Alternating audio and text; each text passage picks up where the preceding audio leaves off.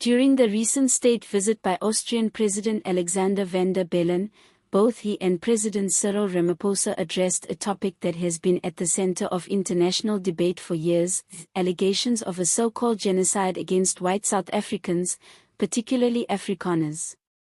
And in no uncertain terms, both leaders dismissed these claims as baseless and misleading.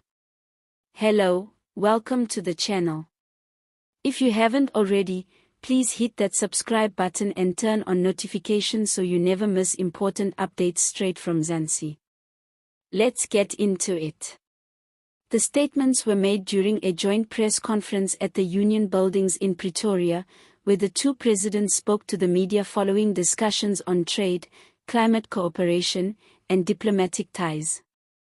But when a journalist asked about concerns circulating in Europe and parts of the world regarding the safety of white South Africans, especially farmers, President Ramaphosa responded firmly, saying there is no genocide, no campaign, and no state-sponsored violence targeting Afrikaners or any other group in South Africa.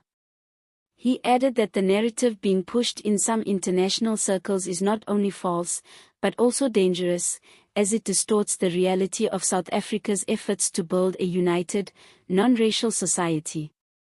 President Van der Bellen supported this view, saying that Austria acknowledges the challenges South Africa faces, like any country, but the claims of genocide are not supported by facts and should not be used to divide or misinform people. These comments come after years of debate and heated rhetoric, particularly on social media, where international groups and some right-wing organizations have claimed that white farmers in South Africa are being systematically targeted and murdered. While it's true that crime affects many communities in the country, and farm attacks remain a serious issue, South African police data and independent investigations have consistently shown that these crimes are not racially motivated in the way some foreign commentators portray. President Ramaphosa has previously addressed this issue on global platforms, including in the US and Europe, insisting that South Africa's challenges with crime and land reform must be understood in full context, and not hijacked by outside groups with political agendas. During this recent visit, he repeated that message, calling for responsible reporting and a focus on real, data-driven conversations about safety and justice for all South Africans, regardless of race. The remarks were welcomed by many inside South Africa, including those who have grown tired of what they see as sensationalized narratives used to undermine the country's progress since 1994.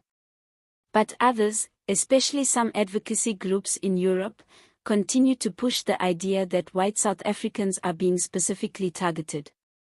It's a deeply sensitive topic, and one that cuts to the heart of how South Africa is seen on the global stage. Despite the controversy, what stood out in the press briefing was the unity between the two presidents.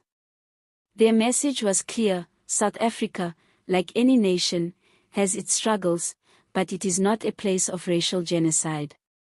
Instead, it's a country working through its issues with a commitment to justice, healing, and inclusion. Thanks for watching. What's your take on the narrative surrounding these claims?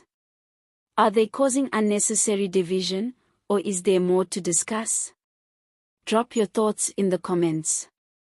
And don't forget to subscribe and turn on that notification bell for more real news and analysis from Mzansi. See you next time.